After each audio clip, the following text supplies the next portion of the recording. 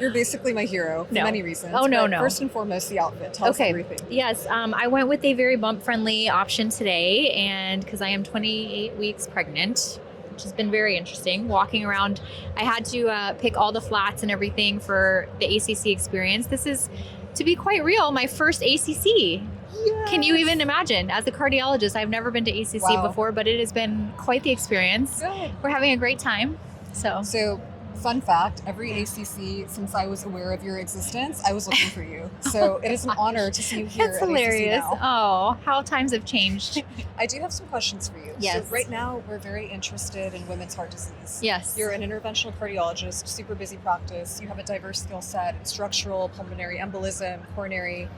I want to talk to you about SCAD, spontaneous coronary artery dissection. Yes. What is one thing that every heart team member should know about SCAD? One thing to know is that especially SCAD is something to be very aware of in women who present with an acute coronary syndrome. And the one thing that I will really highlight is, especially in the cath lab as an interventionalist, SCAD is something that you don't want to stent necessarily, because it can become quite the complicated procedure. You can extend the dissection. I think the best way to manage these patients who come in with SCAD is more conservatively antiplatelet therapy, unless they're really unstable with ventricular arrhythmias or shock or those kinds of things. So I think that's such an important point about treating SCAD patients as a different population than your thrombotic acute coronary syndromes. yes. And I think it's also very interesting because SCAD can be really hard to diagnose by angiogram. And so it is nice that we now have other modalities like CT imaging, where we can do serial imaging to see if something has healed or resolved over time. Yes. But what are your thoughts on whenever a patient needs a repeat angiogram? Like, do you do CT imaging? What kind of testing do you I do? think that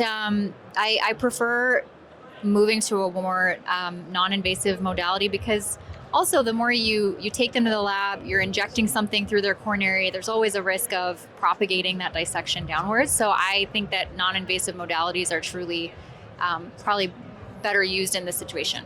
So much wisdom I love in it. life and everything. No, you're I love seeing you. the unstable plaque queen. Vulnerable plaque. She's everywhere. Vulnerable but plaque, We're going to yes. fix that problem.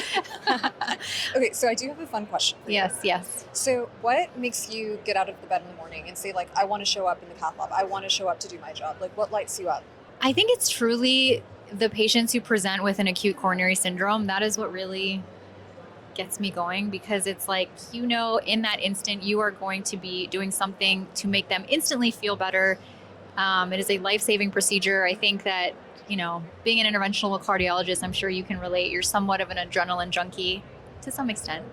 But yeah, I think that's really, truly what excites me about being an interventionalist. So I love that so much. And you also just have this broad interest in so many other areas. And I love seeing your story unfold. You're involved with medical education. Your fashion is like my inspo whenever I need an outfit. Like, where do you let's think I talk got about this. Where? No, I would love to know. Like, inspo from you. Oh my gosh. Please. But I love seeing that authenticity come out. And what empowers you to show up as yourself? Because I think the world needs more of it, especially interventional cardiology. Yeah, I mean, I think honestly, just being around people like yourself, we need to start sort of normalizing this part of cardiology that has traditionally been a very boys club feel. Like, we want more women to feel like they can be a cardiologist and be authentic to themselves and be into fashion, have a family, do all of the traditional girly things, while still being a powerhouse cardiologist, being into academics, research, all of these things. So I love that so much. And I think it's also important because it's providing a more balanced perspective, right? I think that there is power in both polarities. And so when you bring it together, you can only just make things better. yeah. Awesome. Thank you, guys. Cheers. Cheers.